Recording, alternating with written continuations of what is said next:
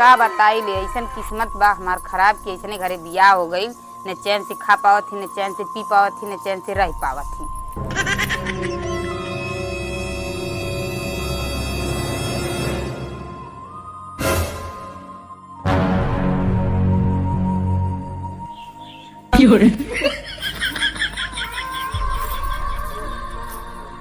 मची तो आग लग गई कि बरते नहीं खे।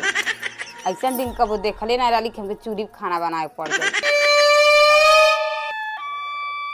अरे दीदी कैसन चूल्ही खाना बनाओ थी, कोनो दिक्कत बा का? चली देखी।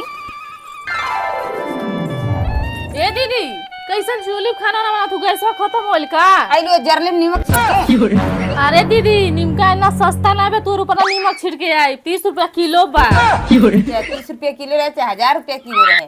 आज हम चूल्ही खाना बना थी तो आइलो गोली मारे। अरे हम गोली नहीं मारत हई, ए बंदूक रखना तू के गोली मार दे। आइए गोली मारे, भगली नहीं भगली ऐसे। अरे दीदी रिसिया मत, हम मजाक कहनी है। अब का नहीं गैसवा भरा ले, तू के दिन से चूल्ही खाना बनावत है?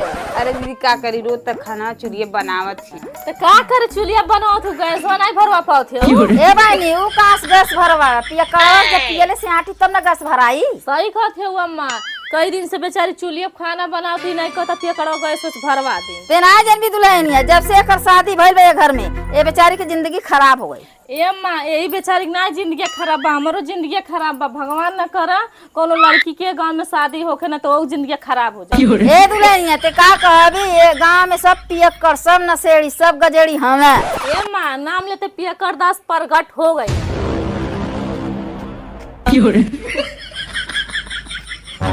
ए दीदी आवा था तो गलवा उल्टत। हे भगवान ओई बसवा में फंस के ओकर गोड़वा टूट जात, ओकर कुल वही पियल का छूट जात। गोरिया चांद के या जोरिया नियन गोर बाड़ू हो, तार नइखे कौनो जोड़, तू बेजोड़ बाड़ू। काट दो गलवा, टेम की ज्यादा देख के आइबे ना तो कोई चुलियन झोंक दे।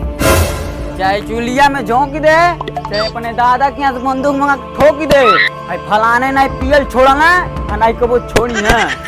तो गलवा पियल नहीं छोड़बे तो हम तोके छोड़ दे, तेरैया के लटंगरी छियार के। ए दुल्हनिया ऐसा एकर मर्द मिल गइल बा, घर दुआर बेच के सब पी के लील गइल बा। बुढ़िया ते ढेर बोलत है, तोर दादा के जर जमीनिया जे नहीं बेची। पेक करवाते बोल मत ज्यादा, तो ये गैस सिलेंडर से मारत तो कपड़ा फूटिए याद है। और तोरी माई कहते हमारे मेरा रो के हमारे कपड़ा कर भी याद आ गया, इतना मार मारब कि याद आ जाए तोर दादा। ये दीदी ये पियकड़वा कैसी नहीं टूटी नाश्ता, चली बजा देने फिर बैंड बाजा।